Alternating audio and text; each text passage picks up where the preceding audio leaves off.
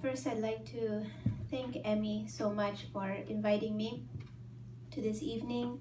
Thank you to all of you for being here, because you obviously are interested in how to be able to engage with medicinal plants in a responsible and ethical way, especially to the communities where they come from.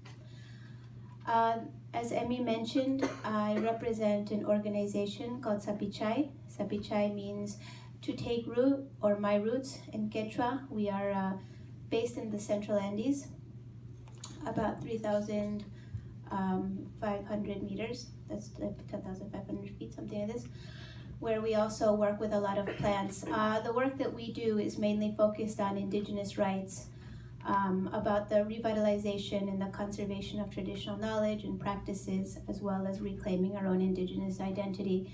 So here, a benefit that exists in the North is that people are quite proud of being indigenous, and there's a lot of strength in knowing your identity in this way.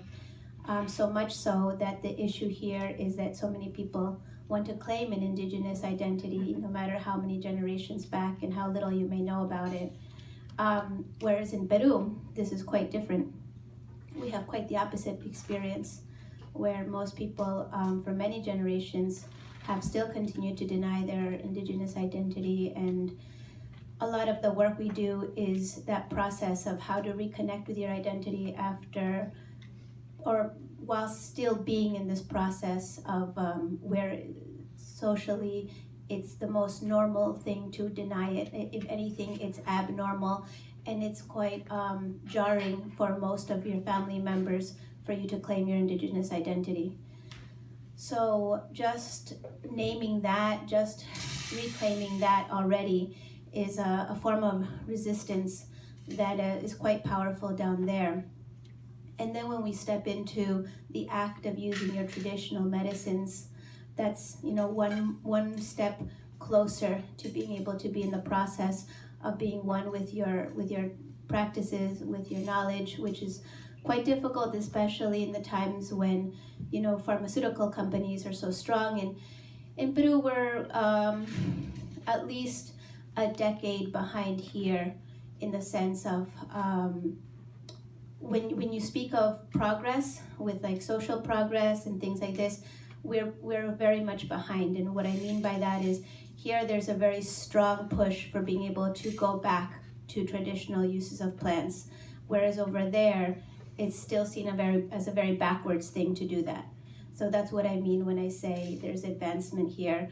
When I'm in New Zealand, I always get so re-energized by how advanced they are as Maori people, in terms of how they've been able to reclaim so much of their traditional knowledge, their practices and identity.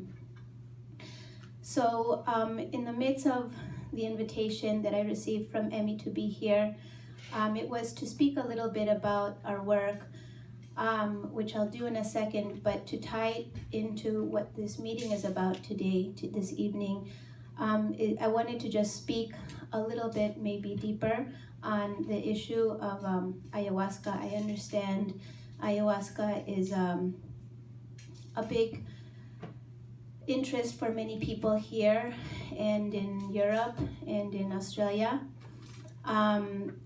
And as Kenyon mentioned before,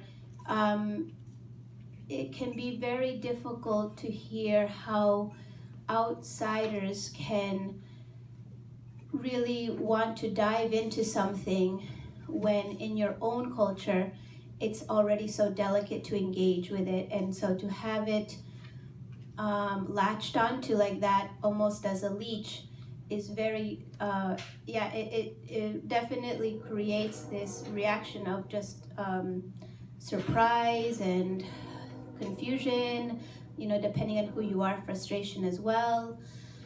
But, all of those things that I just described are different emotions that, I won't get into that right now, mainly because going into a conversation around emotions can lead in so many different paths. What I really want to focus on is just more factual things in terms of its impact. There is an ecological impact that's quite devastating with this importation that exists of ayahuasca that people need to be very aware of. As much as you might love the experience and love the convenience of having so many ceremonies in the Bay Area, or now I understand it's being grown in Hawaii as well. In the Amazon, you may or may not know this, the ayahuasca plant, the way it works in ceremony is the older the vine is, the more medicine and the more powerful it is. And it's similar like an old growth tree. You cut down an old growth tree and it cannot be replaced by any other tree because of the ecology that it holds as well, right? And it's the same an old vine. There are many different types of ayahuasca as well.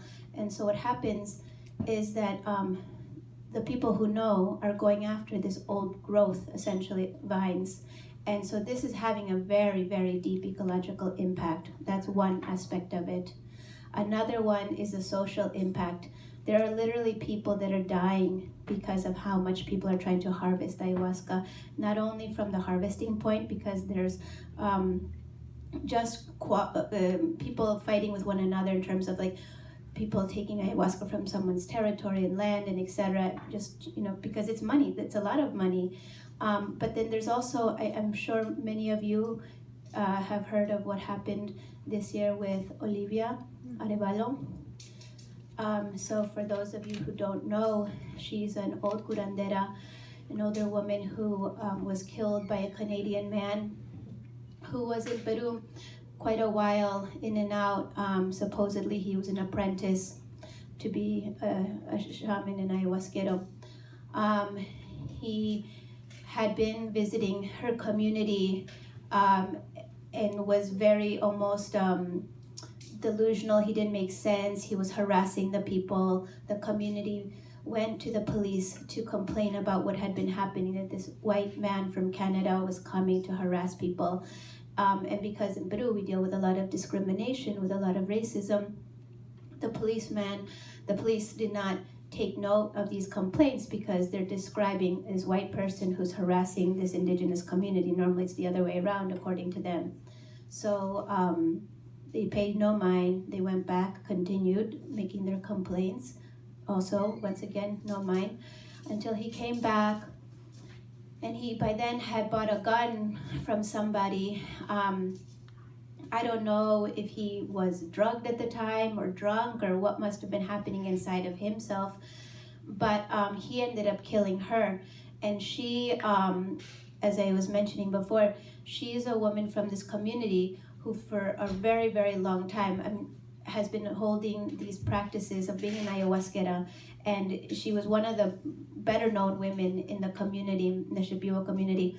So the impacts that this practice is having, this tourism that's having, is really deep.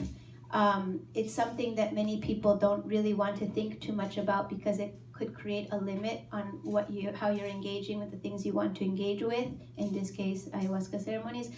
But just to repeat what was said to me by an elder a very long time ago, actually the very first time I was in ceremony, was that this is a very dangerous process, being inside of this dimension, being inside of this world that ayahuasca takes you to. It's dangerous because you open yourself up to so many different types of spirits and entities that you're going to be coexisting with. And if you don't have a person who knows how to guide you and protect you appropriately, then it can be quite dangerous for your spirit. And I just share this because the elders who hold this knowledge, who hold this practice of how to guide somebody and how to protect somebody in this dimension, it's something that's passed down. It's not something you learn in 6 months, like how many people seem to think they can learn and be suddenly a shaman, or not even in 1 year, or not even in 2, or not even in 5. This is a lived experience. This is something that's passed down from generation to generation. So, it is not about trying to tell people what they can or can't do. It's more about just a path. You can't force your way onto a path as much as you might want to be there. If anything, it's about just acknowledging what your path might actually be instead of trying to force yourself onto something that's not yours. So I bring all of this up because I know that it's a very common topic here in the Bay Area, and it's fitting with the conversation of this evening, and it fits in very well also with the work that we do, because we do so much work around identity and being able to reclaim our practices in a healthy way. And when I say healthy way, what I mean is to rebuild our self-esteem, because our self-esteem as Indigenous people in the Andes is so low and it's so hurt. And so the first practice is to deny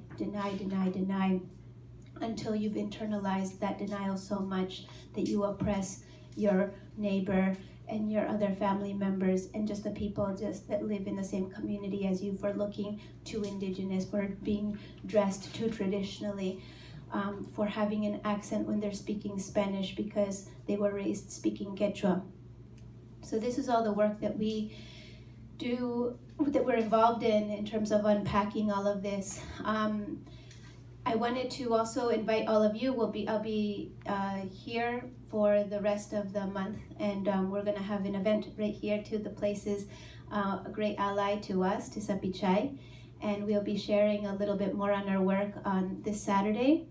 We're having a beautiful dinner, an Aztec dinner. It's called the Decolonized Dinner, and it's going to be a chef who works with all Aztec foods, and that's going to be this Saturday here at 7, and we're offering a discount to all the people who've been here this presentation this evening. You can go onto our Facebook account, Sapichai, and you can look more information there. And also we'll be sharing much more around our work. I didn't want to occupy all of the time with what we do, but just to tell you, besides the identity work, we do Native food sovereignty, Native language revitalization, and we also work with communities that are in conflict zones that are fighting off extractive industries. So we're both working in the rainforest and in the Andes. So yeah, I just wanted to share those little bits of information of what's happening down there, and how the practices here and how the wants and the needs from here can affect us directly, and how sometimes I think it's very easy to forget how our actions impact people that are so far away. So it's almost just a reminder that, as Emmy was saying, there's so many plants that come from your own lineages that are just as valuable, just as precious, and they're worthwhile exploring. I honestly am not one that generally talks about the difference of people whom are white or not white and doing what they do because of them being white or not white. For me, it's more just about privilege, because when you're in Peru, that's more what it is. It doesn't matter if you're white or not white. When you come to Peru and you come from a Western country, you're coming with your privilege, and that's what we see. We're not seeing the color of your skin as much as the privilege that you're coming with, because it's every race that's come to the shores of Peru, to the Amazon, that wants to drink ayahuasca, and without thinking about the impact they're having. So I tend to not like to confine the conversation into white people do this versus not white people not doing it, because that's not true. Everybody's doing it. Everybody who has privilege is doing this, and they're being very unconscious. So it's just about bringing that consciousness back to your actions and to your thoughts. So I want to thank you all for your time that you've given me, and I hope to see you on Saturday. And I'm going to pass it on to Loba now. Thank you very much.